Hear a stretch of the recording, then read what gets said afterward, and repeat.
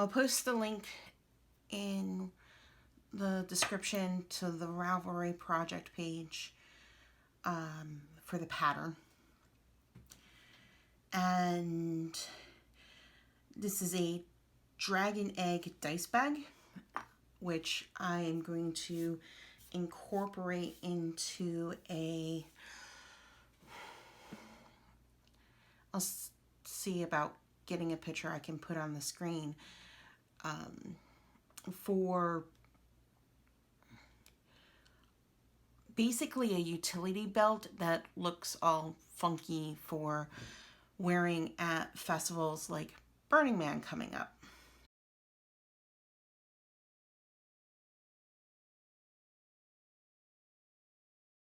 And basically you want something that distributes weight nicely and has lots of pockets of different sizes. So I decided that I would use this yarn I had picked up out of a random buy a box of yarn for a few bucks off of Facebook Marketplace and make a bag out of it. And I'd seen this dragon scale, dragon egg, mermaid scale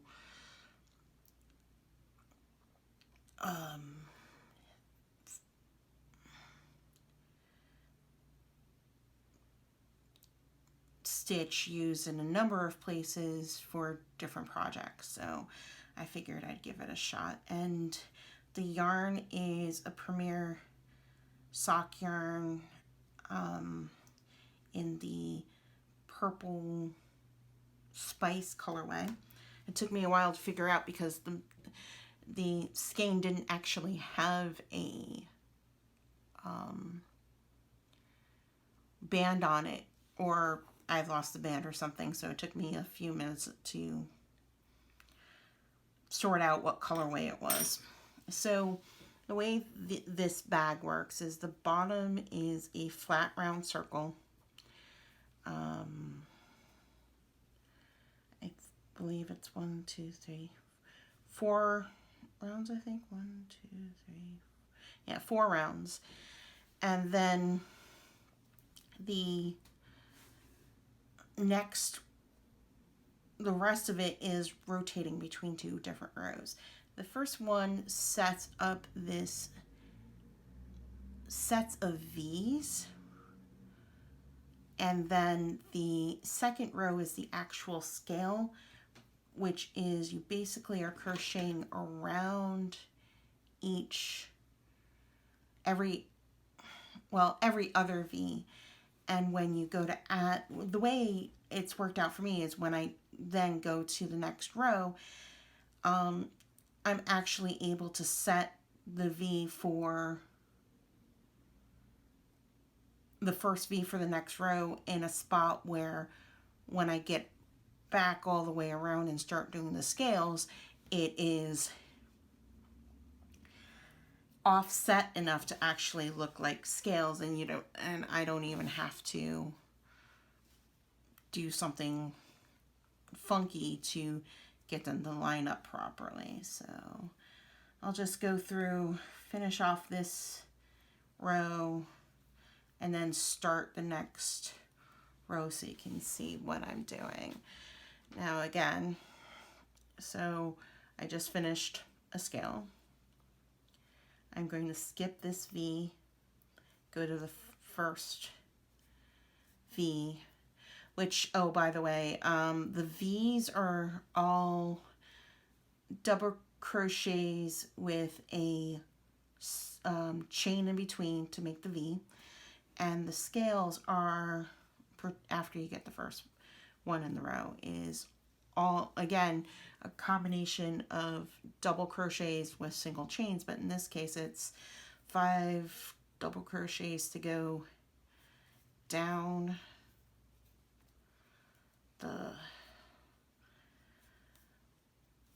this side of the V.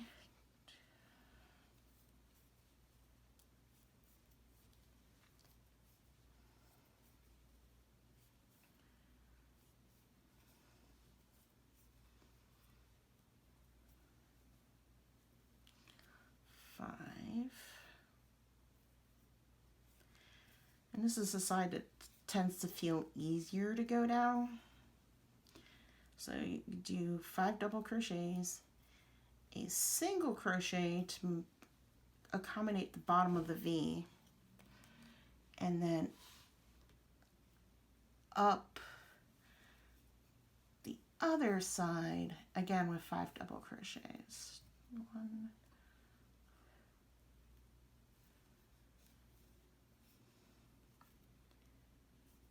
2,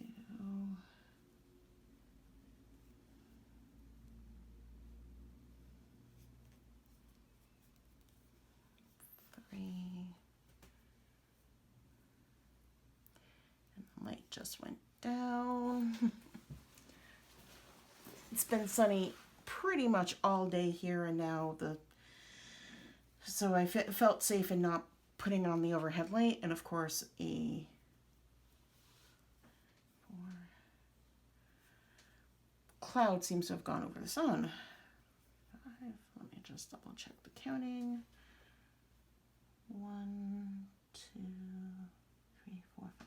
Okay, and then just directly start the next double crochet after you skip the V. 1,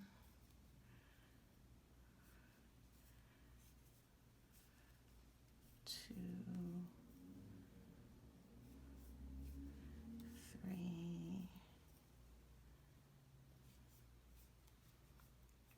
4,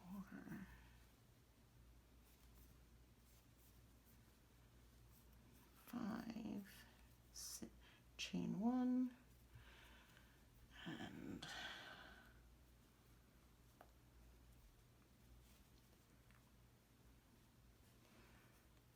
oops, forgot to yarn over for the starting the double crochet. Then 1,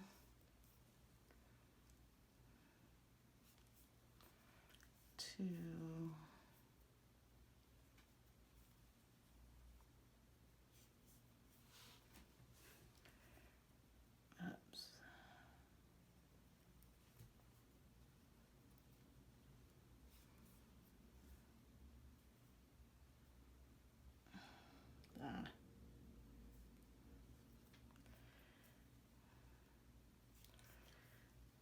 3, 4,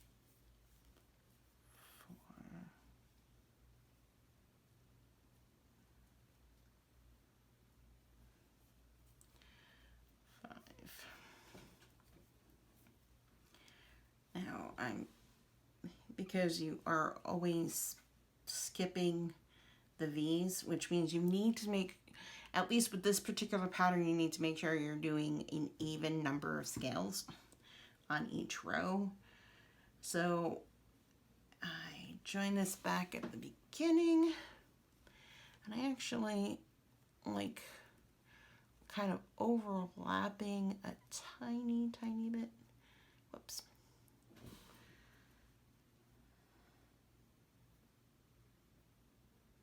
Of course. With my slip stitch, because then it just feels a little more secure that way. And then I'm going to chain 4, which will be chain 3 to act as the first double crochet, and a chain 1 to act as the space, and then back into that same stitch with a double crochet. Give myself some more slack.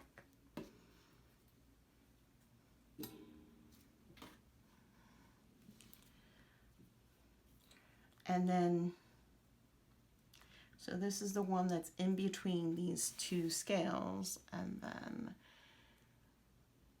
double crochet into the space, which is actually from the foundation, the previous foundation chain. So it's a double crochet, chain 1,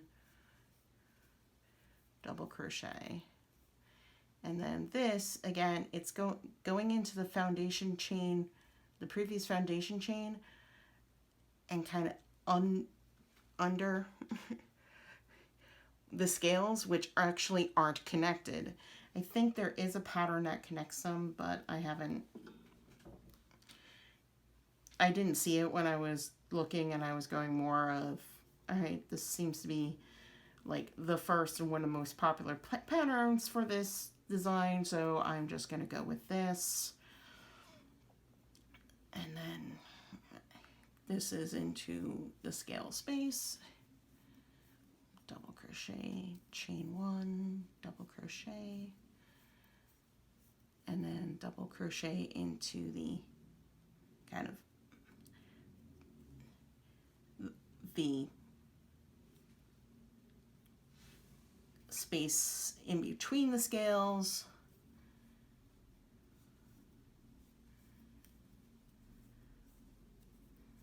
And then the space within the scale.